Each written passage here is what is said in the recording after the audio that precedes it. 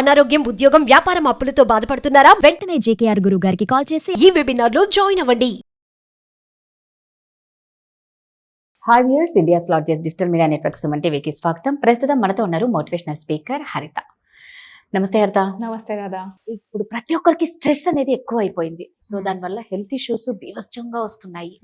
అంటే ఒకప్పుడు ఈ మనిషి ఆయుష్ ఇంతవరకు అనేది ఉండేది. ఓ 80 ఏండ్లో 70 ఏండ్లో అలా ఉండేది. ఓ ఫిగర్ దానికి అలాగే వెళ్ళిపోతూ ఉండేవాళ్ళం. 100 years అంటే ఇప్పుడు మనకు ఒక పండగ, ఒక వరల్డ్ వింత వింత ప్రపంచంలో ఒక వింత అన్నట్టు. ఇప్పుడు ఏమైపోయిందంటే ఆయుష్ మనిషికి చాలా తగ్గిపోతుంది. చిన్న ఏజ్ వాళ్ళు కార్డియాక్ అరెస్ట్ అనేసి రకరకాలుగా క్యాన్సర్ అని ఏజ్ తో సంబంధం లేకుండా వస్తుంది. అంటే మనిషికి లైఫ్ లో గ్యారంటీ లేదు. సో అలాంటి టైంలో మనకున్న చిన్న లైఫ్ లో స్ట్రెస్ నుంచి రిలీఫ్ అయితే మనం మేబీ హెల్దీగా ఉండి ఇంకొంచెం లైఫ్ టైం మనకు పెరుగుతుందేమో అని నా ఆశ. ఒక ఎమోషనల్ వెల్నెస్ కోచ్ గా ఎలా ఉండాలి స్ట్రెస్ లేకుండా? ఇంకేస్ స్ట్రెస్ వస్తే ఎలా ఉండాలి? స్ట్రెస్ కి హెల్త్ కి డైరెక్ట్ రిలేషన్షిప్. ఇంకా మన వ్యూవర్స్ కి కూడా అందరికీ తెలుసు కదా. నీకు స్ట్రెస్ పెరిగిపోయింది, నువ్వు హ్యాండిల్ చేయలేకపోతున్నావు, నెక్స్ట్ లెవెల్లో డిప్రెషన్, నెక్స్ట్ లెవెల్లో లోన్లీనెస్, ఆ నెక్స్ట్ లెవెల్లో డిప్రెసివ్ థాట్స్, సూసైడల్ థాట్స్ వస్తాయి.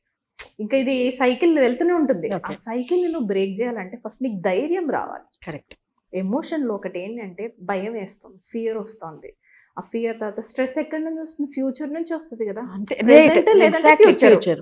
ప్రెసెంట్ లో జరిగిపోయింది ఏదో, లేదా పాస్ట్ లో జరిగిందని తలుచుకొని బాధపడటం, అది డిప్రెషన్, అది వేరు. స్ట్రెస్ లో చాలా ఫ్యాక్టర్స్ ఉంటాయి, పాస్ట్, ప్రెసెంట్, ఫ్యూచర్ లో. ఫ్యూచర్ కి నీకు భయం వేస్తోందంటే నీకు స్ట్రెస్ అక్కడ తగ్గించుకోవాలి అంటే వెరీ ఇంపార్టెంట్ థింగ్ రాదా, హెల్త్ ఇన్సూరెన్స్ వాళ్ళకు ఉండాల్సిందే. కరెక్ట్. Very important. ఉండాలి. ఇప్పుడు సపోజ్ ఒక 3 years బ్యాక్ మా ఇంట్లో వచ్చిన కండిషన్ కి అసలు నా జుట్టు ఊడిపోయింది రాదా. అసలు హెయిర్ ఫాల్ అయిపోయి నేను అందులో ఇంకా నా లైఫ్ ఇలానే ఉంటుందేమో, ఇంకా ఇలానే లైఫ్ లీడ్ చేయాలా, ఒక అన్హ్యాపీ మదర్గా మూల కూర్చొని ఇంకేం చేయలేక పిల్లల లైఫ్లో అన్నీ అవుతుంటే చూస్తూ బాధపడ్డమేనా ఇంకా నేను చేయాల్సిందని ఆ టైంలో నేను నిర్ణయం తీసుకున్నా. ఒకటి అన్నీ ఒకటేసారి సాల్వ్ చేయలేనేమో, 8 problems ఒకటేసారి వచ్చాను. అన్నీ ఒకటేసారి అవ్వకపోవచ్చు, but step by step let me solve one by one after the other. అది నాకు ఎంత హెల్ప్ అయిందో తెలుసా. అన్నీ ఒకటేసారి చేయడానికి మనం ట్రై చేయటం వల్ల స్ట్రెస్ పెరుగుతోంది. Very important point to be noted. అన్నీ చేయడానికి ఒకటేసారి ట్రై చేయకండి. నీకు ఒకటి సింపుల్ గా చెప్తాను, నువ్వు ట్రై చేయరాదా. మన బ్రెయిన్ చాలా మంది మల్టీ టాస్కింగ్ స్మార్ట్ వర్క్ అంటారు కదా. నువ్వు రైట్ హ్యాండ్ ని క్లాక్ వైజ్ తిప్పు, క్లాక్ వైజ్ తిప్పుతుండు, ఇలా క్లాక్ వైజ్ తిప్పుతుండు. నీ లెఫ్ట్ హ్యాండ్ ని యాంటీ క్లాక్ వైజ్ తిప్పు, నీ left foot right hand clock wise. కష్టమే. ఈలో ఐబాల్స్ ఇలా అంటుండు, ఈలో ఐబాల్స్ లెఫ్ట్ అండ్ రైట్ అంటుండు. You cannot do 3 things together. ఒకటేసారి నువ్వు రైట్ హ్యాండ్కి ఒక కమాండ్, లెఫ్ట్ హ్యాండ్కి ఆపోజిట్ కమాండ్, కళ్ళకి ఇంకో కమాండ్ ఇస్తే నీ బాడీలో కన్ఫ్యూజన్ వస్తుంది చూసావా, అక్కడి నుంచి వస్తుంది స్ట్రెస్. మల్టీ టాస్కింగ్ నా తలకాయ, ఒక దాని తర్వాత ఒకటే మన బ్రెయిన్ ఫోకస్ చేయగలదు. Very important. స్ట్రెస్కి ఏం చేయాలంటే ABCD మెథడ్ ఇంపార్టెంట్ రాదా. ఈరోజు నువ్వు చేయాల్సిన 5 tasks ఏంటో రాయండి. బుక్లో రాసుకున్న తర్వాత బిగ్ ఫ్రాగ్స్ అంటాం. 80% నేను దేనిపైన అయితే ఫోకస్ చేసి ఆ పని ఫినిష్ అయిపోతుందో రెస్ట్ ఆఫ్ ద డే నేను ప్రశాంతంగా పని చేసుకోవచ్చు. రైట్. ఆ 80% బిగ్ ఫ్రాగ్ అంటాం. అది ఏంటి, అది కనిపెట్టి అది జరిగిపోతే నువ్వు ఈరోజు స్ట్రెస్ రిలీఫ్గా ఉండొచ్చు పడుకునేటప్పుడు. అదేంటో కనిపెట్టి నంబర్ A అని మార్క్ చేయండి. తర్వాత BCDE ఈ 5 అయిపోయిన తర్వాత అప్పుడు చూద్దాం. వీళ్ళు ఏం చేస్తారంటే 10, 15, 20, 9 అన్నీ 30 ఒకటే రోజు చేసేయాలా. మనిషికి 24 గంటలే ఉన్నాయి. 24 hours మనిషి ఎంత స్ట్రెచ్ చేసినా నీ ప్రొడక్టివ్ అవర్స్ 8 to 10 hours కంటే ఉండదు. కానీ ఇప్పుడు ఏం జరుగుతుందో తెలుసా, వీకెండ్స్లో కూడా నువ్వు వర్క్ చేయాల్సినంత సిస్టమ్ తయారైపోయింది. మొన్న ఎవరు అడిగారంట, నువ్వు వీకెండ్స్లో నా ఫ్యామిలీతో నేను టైం స్పెండ్ చేద్దంటే నీ వైఫ్ ముఖం నువ్వు ఎంతసేపు చేస్తావు అని అడిగాడు బాస్. ఎంతసేపు చూస్తావు అంటే ఫ్యామిలీ టైం నువ్వు లైట్ తీసుకోరా, నీ వర్కే ఇంపార్టెంట్ అని పని ప్రోగ్రామింగ్ జరుగుతుంది.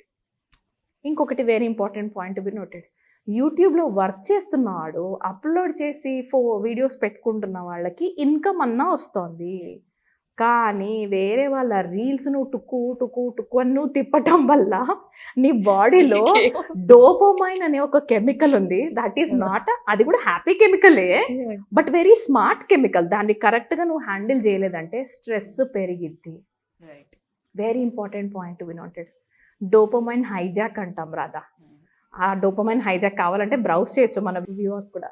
నువ్వు 30 సెకండ్స్, ఒక 60 సెకండ్స్ షార్ట్స్ కూడా చూడలేక 60 సెకండ్స్లో 4-5 షార్ట్స్ చూస్తున్నారంట ఇప్పుడు జనాలు. ఒకప్పుడు 50-50 మ్యాచెస్ చూడగలిగే వాళ్ళు 20-20కి దిగిపోయాం.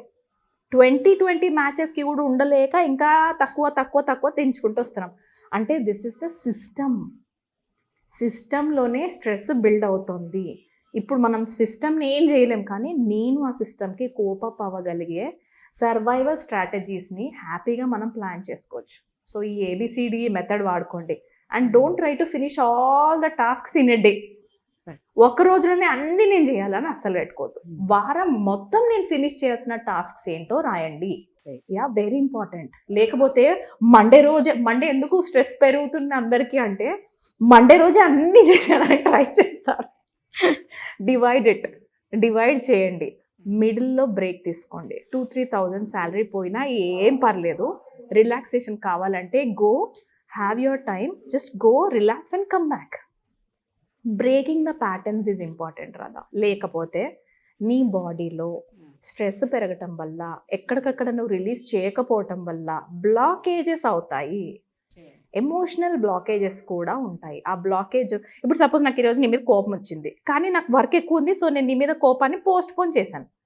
నేను 24 అవర్స్ పోస్ట్పోన్ చేశాను. సపోజ్ రేపు నీతో మాట్లాడాలి, కానీ రేపు 24 అవర్స్ తర్వాత పర్లేదు అని వదిలేశాను, నీతో డిస్కసే చేయలేదు.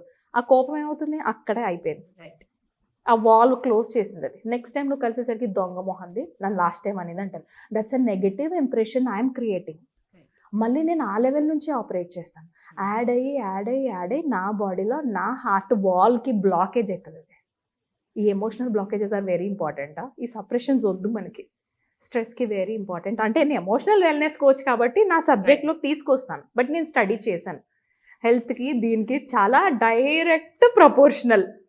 బేసిక్గా భయం ఎక్కువ మనిషికి. లోపల ఫియర్ అనే ఎమోషన్ లేకపోతే మనం ఇలా ఉండం.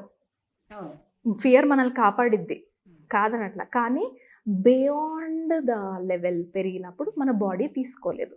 ఆ బియాండ్ ద లెవెల్ వెళ్ళాలంటే నీకు హెల్త్ ఇన్సూరెన్స్ నేను కాపాడిద్ది.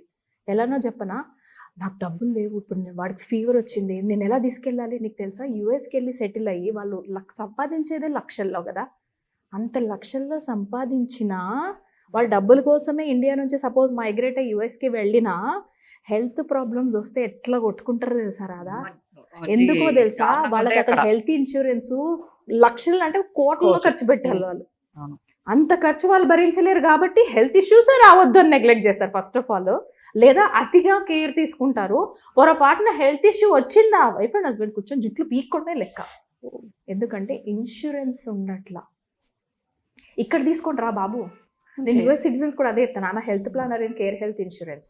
నాకు తెలుసు, హెల్త్ ఇన్సూరెన్స్ తీసుకొని పక్కన మా ఇంట్లో పెట్టాక ఎంత రిలీఫ్గా ఉన్నాం తెలుసా. ఎందుకు, హెల్త్ ఇన్సూరెన్స్ ఎప్పుడు కూడా మనకి ఎక్కడ కాపాడుతుంది, సడన్గా జరిగే ప్రమాదాలని అది కాపాడిద్ది.